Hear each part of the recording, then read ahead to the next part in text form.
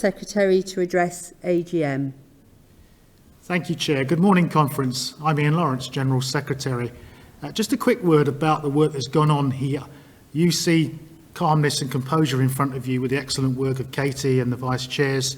But let me tell you, behind the scenes, it's something like the stock exchange at times with all sorts of frenetic activity going on. And I want to pay tribute to our staff, steering committee, and our comrades from Live Group for being able to get this gig on and running it in the way they have.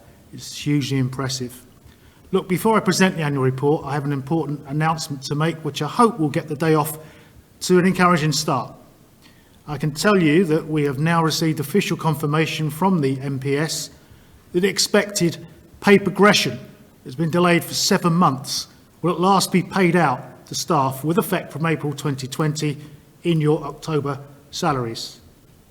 I'll say a bit more about the wider pay position a little later, but we'll be getting this positive news out to our members immediately, as will our sister unions who've agreed to await this announcement, and my thanks to them for doing so. So I'd like to talk about 4 key areas of interest today. Trade unions and Napo at a time of national crisis. Napo's continuing commitment to the fight against racism and fascism. Our bargaining priorities for our members, and the significance of our members' victory against privatisation and what we need to do next to build on that incredible achievement. Conference, as Francis O'Grady said yesterday, this dreadful pandemic has sharply exposed the failure of this government to respond swiftly and coherently and introduce measures that experts believe would have saved more lives and jobs by restricting the number of COVID infection rates. And what have we seen since? Across Britain, 42,000 deaths and rising. Our senior citizens abandoned after being sent back to care homes and hospitals.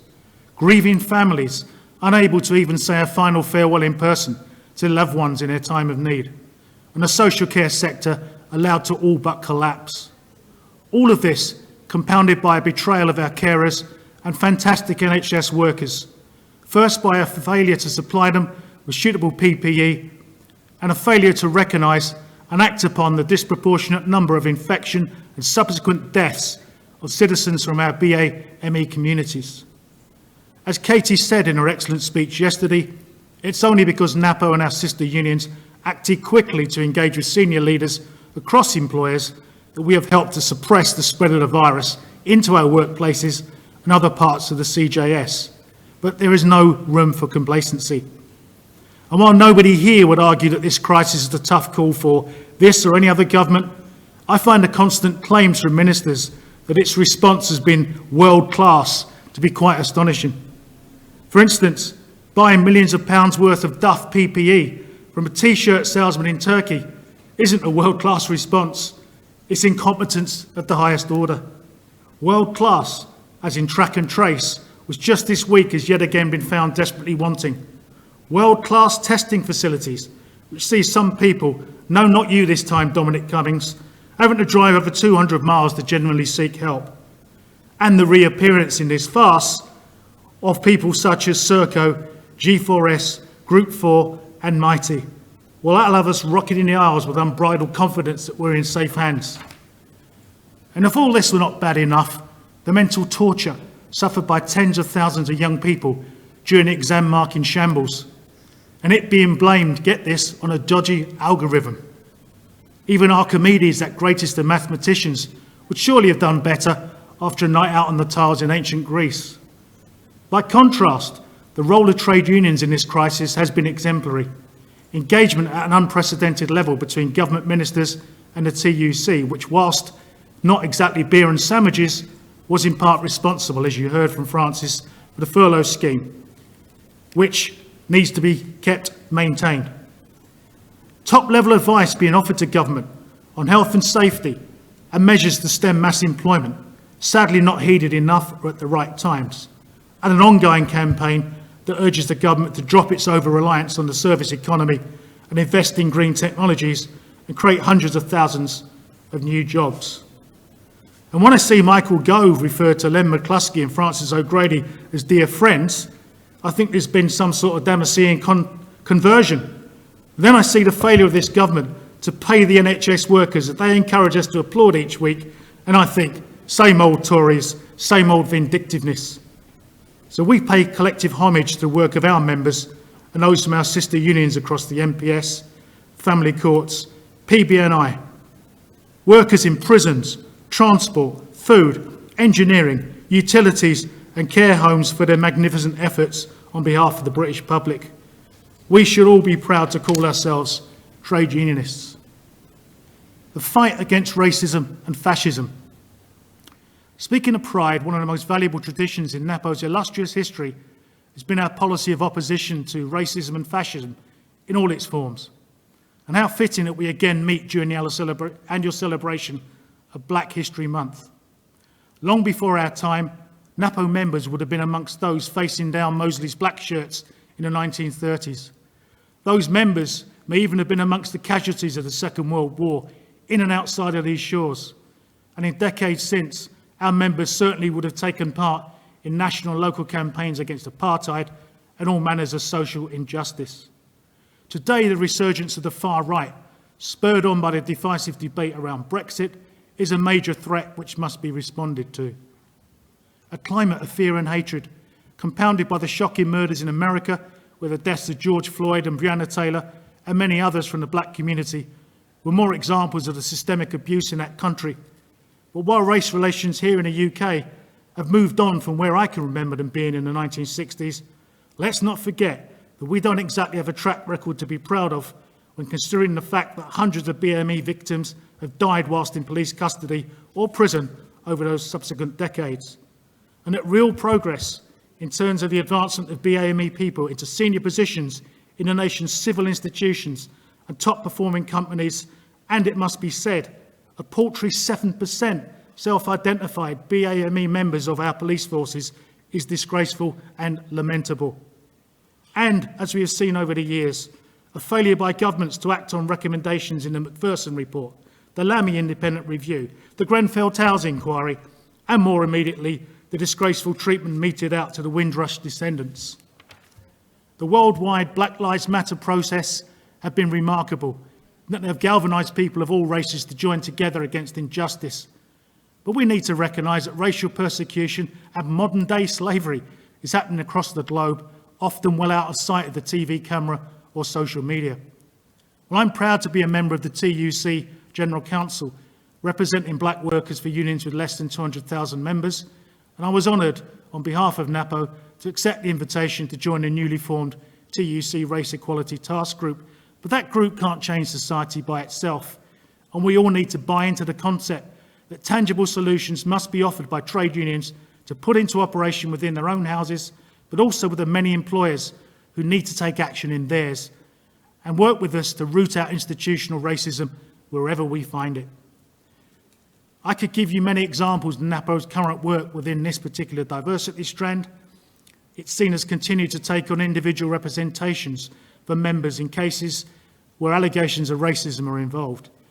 We've defended numerous members involved in SFO investigations where we consider there's been a disproportionate reaction by the employer on the work undertaken by BAME staff. We've been involved in the development of the MPS Race Equality Plan, which will be jointly signed off with the Director General of Probation, and that's an initiative that I want to see matched by the CAFCAS Chief Executive and our Director of Probation, Northern Ireland. And we continue to press for a greater commitment to be shown on diversity issues via a regular interface with the MPS and all employers, and are urging senior leaders to create real opportunities for underrepresented groups and strategies for recruitment, training and career development. And then there's our contact and involvement with external organisations and progressive politicians such as David Lammy, who you heard from yesterday, and our work with the TUCG, the GFTU and the Justice Unions Parliamentary Group. And community initiatives such as the Shout Out Project. It got some criticism last year, but let me tell you, when that project is up and running, it will give our activists the chance to present as powerful role models to a young audience, our leaders of the future. And if you've seen that interview by Michael Holding quite recently on Sky TV, it was one of the most powerful illustrations of the worth of education, the most powerful weapon against bigotry and racism that we have.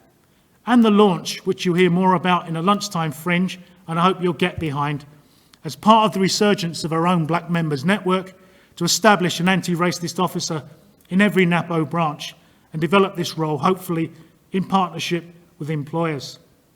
I think that's a respectable record of current activity for a union of our size. And if we can do that, so can others much bigger and with more resources than us.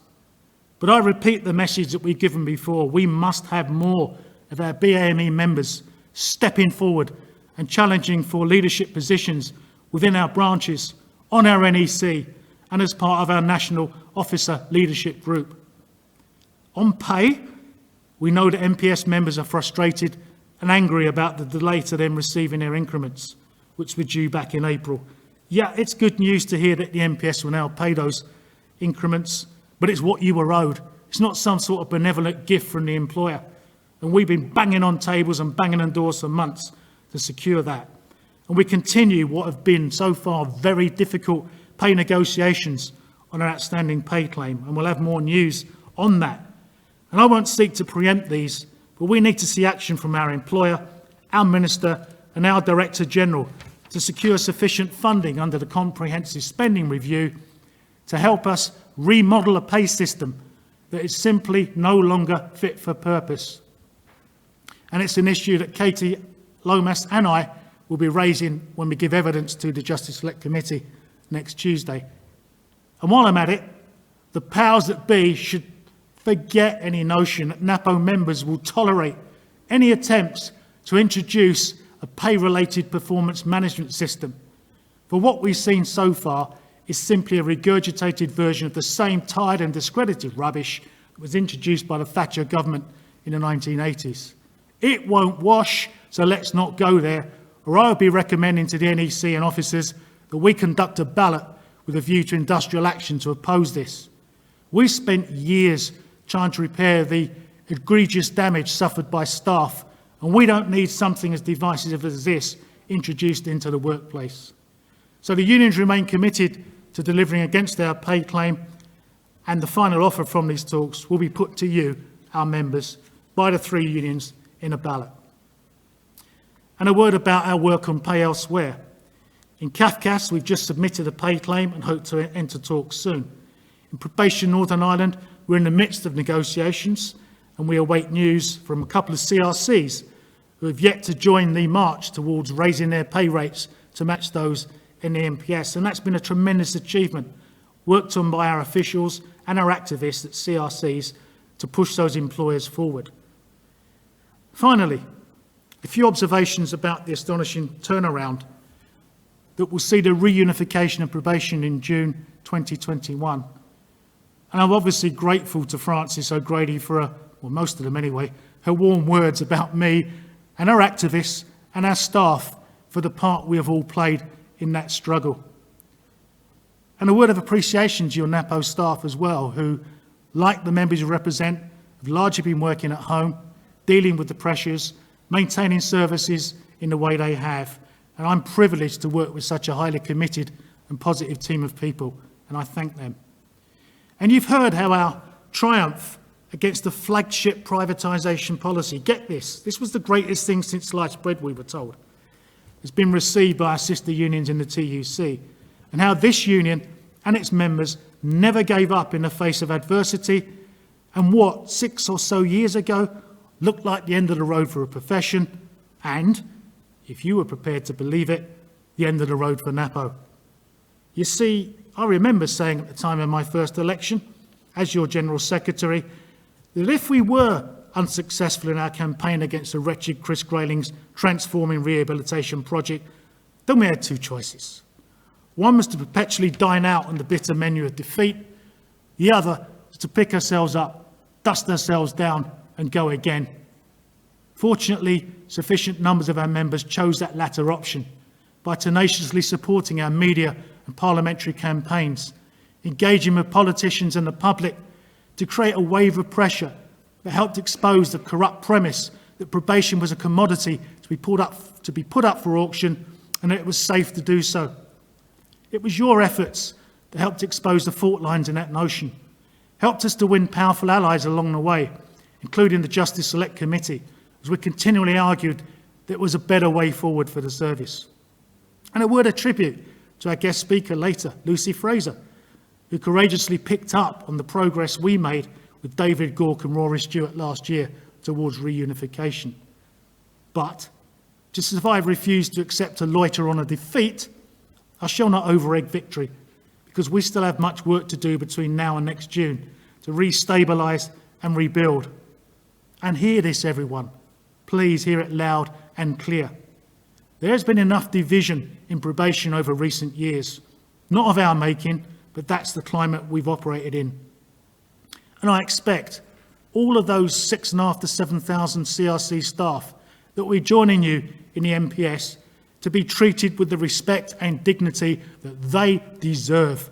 They are top-line professionals, just as anyone else is. And we need total unity as we move forward to brighter days for the first time in a long time. Another message to those who are destined or may choose to go into the dynamic provider framework.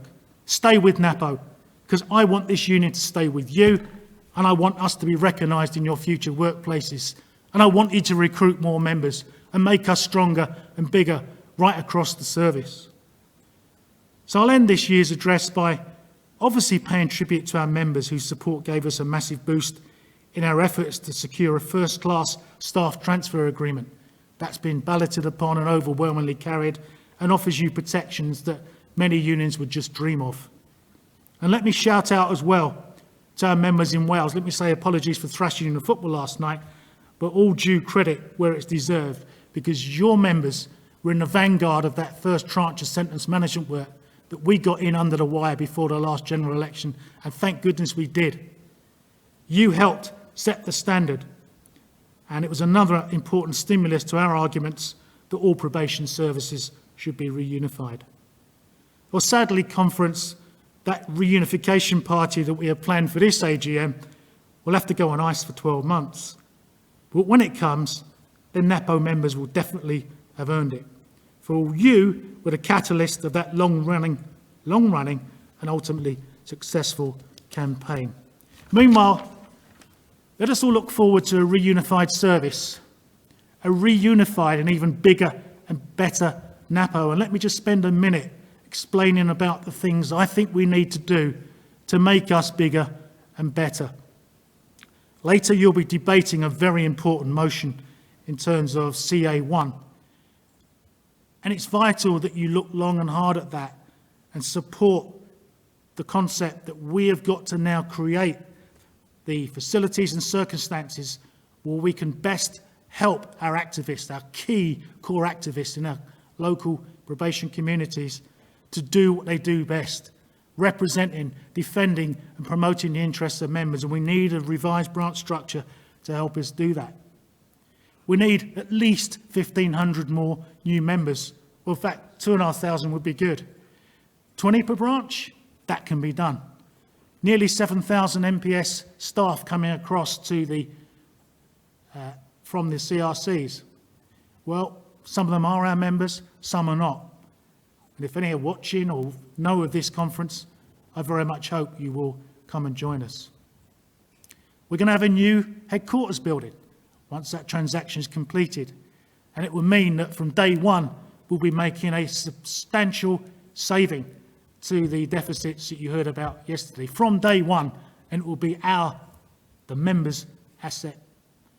And we'll have a new move in terms of the helpline and a new ICT system, sadly delayed due in part to COVID, but not because of the tremendous efforts that people like Anne Burbage and Keith Waldron have been making behind the scenes to get that project up and running, and it will make a tremendous difference to how we communicate with you. And we'll use the modern day tools that we're all familiar with now: Zoom, MS Teams, WebEx, Blue Jeans. Yeah, I heard of that one, don't ask, but that's a system as well, which some people are using. We have spoken to hundreds and hundreds of members these last few months that we would never have seen in person before. And we need to utilise that to help build a bigger and better Napo, and you can help us.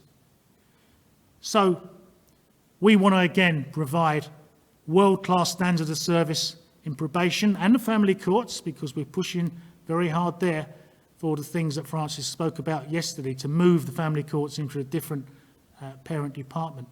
But we want world-class standards of service wherever our members are, that we, the tax-paying public, can be proud of. And I hope, seriously, this is the last time I ever have to say this, but tell the world, won't you, that probation will soon be back where it belongs, and that's under full public control and ownership. Thank you, Conference. Thank you, Ian. I will now read the pre-submitted questions to you, and if there is time, I will take additional questions from our virtual floor. The first question is from Anne King, Western Branch. When was the initial approach made to the Civil Service Dyslexia and Dyspraxia Network? What were the options explored with the network? When were subsequent contacts, and what joint work has been identified and is being pursued? Thank you, Chair Anne. Thank you for that question. I'll do my best to offer the response. The initial approach made to the CSSDN was in July 2020, following an approach first made to the employer to explore ways of how we could work together to raise awareness of dyslexia in the workplace. The options explored at the time was to look at what screening tools are available for staff and what resources staff could access to support them if they had a prior diagnosis of dyslexia. 2 meetings have been held with the CSDDN and the MOJ, one over teleconference, another over Zoom, with the CSDDN and the Skills for Life lead at the MOJ. We've looked at what joint working could be done to raise awareness of neurodiversity. One of the outcomes of these meetings was to host a fringe meeting yesterday at AGM to raise awareness of the issue in general and dyslexia in particular. In addition, we looked at issues around accessing and how we could implement reasonable adjustments for those staff with neurodiversity conditions. So I can reassure you, and we'll continue to work with the CSDDN, the MOJ and HMPPS Learning and Development, and employers everywhere to progress these issues in the coming months, especially in terms of access to reasonable adjustments, screening for staff, and awareness training for managers. Thank you, Ian. The next question is from Chris Hignett, London Branch, Retired Professional Associate Member.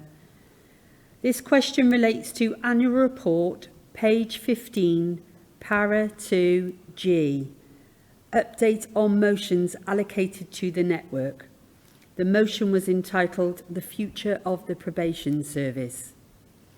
Can we be given some assurance that the motion will continue to be taken seriously in the coming year? That there will be the promised review as to how the content will be taken forward, and this will be reported on next year? Ian. Thank you, Chair. Chris, thanks again for that question. As Katie made clear in mapping out a new vision for the future of probation, one that we published to members, which spells out where we think we ought to be in the years to come, we have absolutely made it clear of the need for an independent probation service. We're taking that forward in our engagement with ministers, through the TUC, as you heard from Francis, and at the JUPG and the Justice Select Committee. And I know the TUC will be taking seriously that motion to Congress that was referred to yesterday. It won't be something that happens overnight. As I just said, we've got a massive amount of work to do towards transition, getting the service restabilised and rebuilding. But it's right up there with our prime objectives, and I hope that reassures you that we haven't forgotten, and we will be reporting back to you as regularly as we possibly can. Thank you. The third question comes from Gordon Jackson, the Four Shires. NEC committees.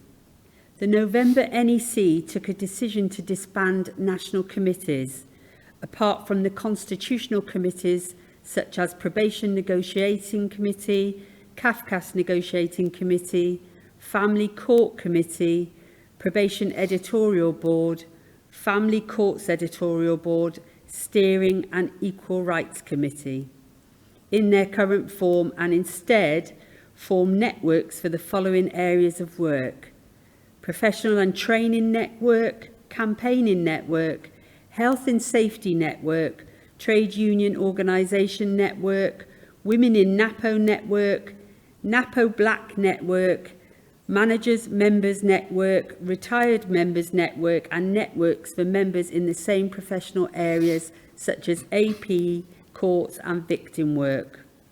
His question is, does it not require the approval of AGM to disband national committees? Thank you, Chair. Gordon, one of the things I admire about you is your directness, and let me just say, no, it does not require AGM approval.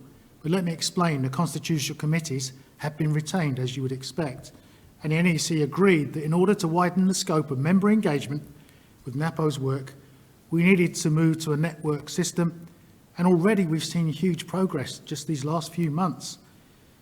We've held health and safety training programs, seminars for activists on health and safety, across probation and FCS, and as I've just mentioned, we've seen a resurgence of the Black Members Network. We're going to move into other areas such as women in Napo and build on the progress that I reported earlier. We need to find new ways to engage with members and potential members, and I hope you'll get foursquare behind that move. Thank you. Thank you. We do have a question on the virtual floor from Ian A. Walker. Approximately 12,000 new trainees expected each and every year for the next 3 to 4 years. We need to make Napo membership very attractive to them. Thank you very much, Ian, Chair. Absolutely. It's right on cue with what I've just been talking about. There is a rich seam of potential membership already there in the probation service, and we are seeing new trainees, qualified people coming in, both into probation and family courts and across the other employers. You know, I can do an awful lot from here, from the centre, as can the officers, about the need to belong to a trade union. We're looking at exploring ways we can be more imaginative, be more attractive, and some of the things we've been talking about, women in Napo, the Black Members Network, LGBTQ, a whole range of areas where we think we offer a product that is as good as anything you'll find anywhere else. I intend that Napo remains the union of choice in all the employers we deal with, but you in a better position than I am to recruit members. You and our activists out there are the best recruiting sergeants we have, but we'll give you the tools. We've already done training for our activists, and branch action plans have been developed where recruitment has a huge focus. So we'll support you. We'll continue working with you in the future. Thank you. Thank you. Another question from the virtual floor from Stephen Osborne. Given that there is a level of expertise in respect of disability and workplace adjustments within the Dawn staff network, that's the NPS staff network, why would Napo enter discussions around neurodiversity or indeed any disability without inviting Dawn? Well, Chair, thank you. And Stephen, what I think I ought to do is refer to my national official who, with the lead on equality issues, he will liaise directly with you, Stephen, to explain the contact we've had. I think that's the best way forward, Chair. Thank you.